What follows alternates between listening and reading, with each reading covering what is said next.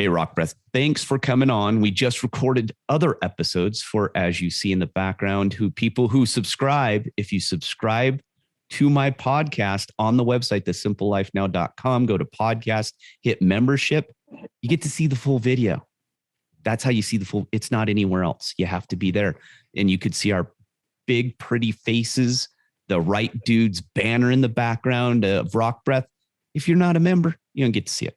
But Rock Breath, right. you very interesting. And this is why I wanted to bring you on, obviously, to talk about The Right Dudes, our new show, which is fantastic. People should all listen to it. Give us 5-star reviews. Tell all your friends.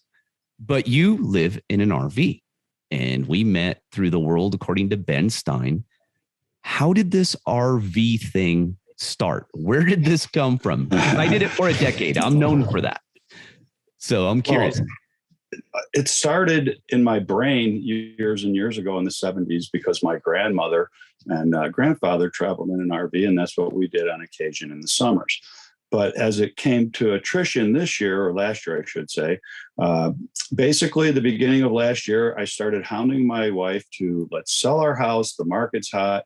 We'll get a trailer, live in it temporarily until we find something else in the country. Well, we're still looking 9.5 months later for some place to land.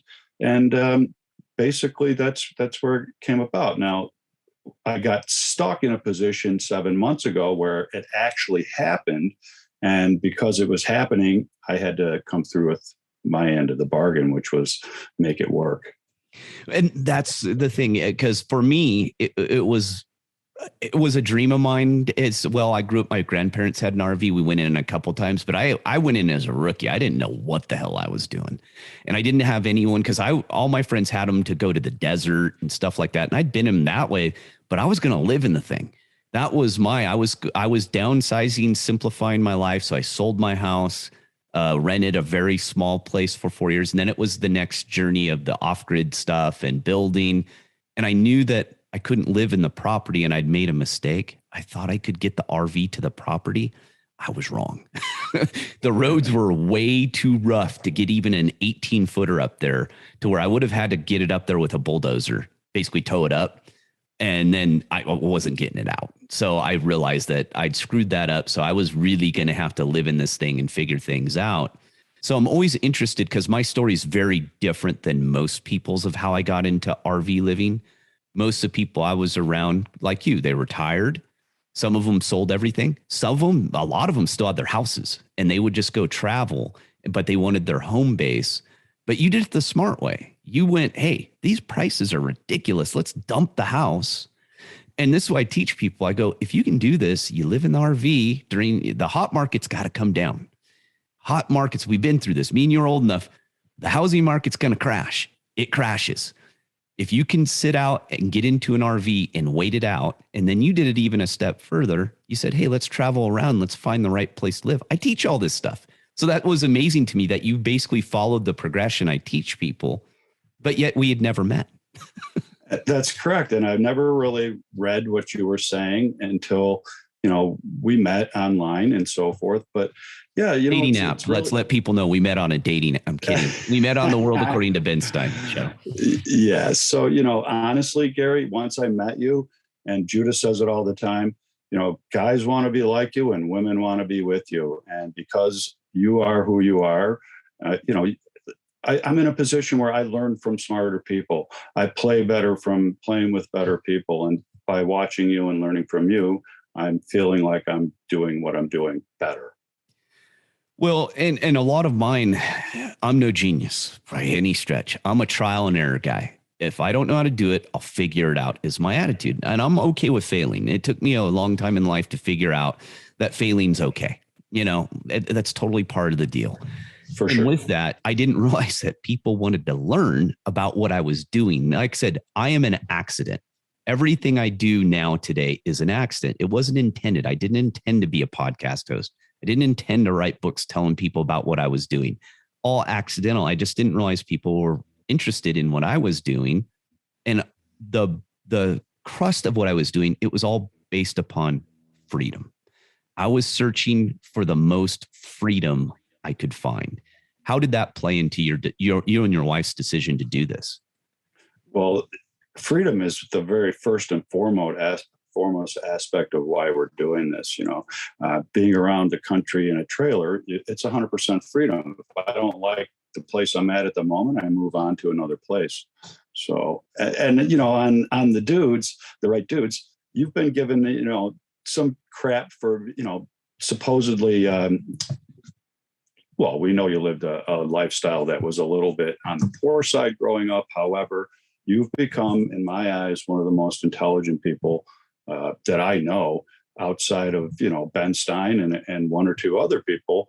And listening to you and looking at your resume, which is basically, everything that you are right now, you'd be a fool not to follow you. I did not pay him to say any of that. I want to be upfront.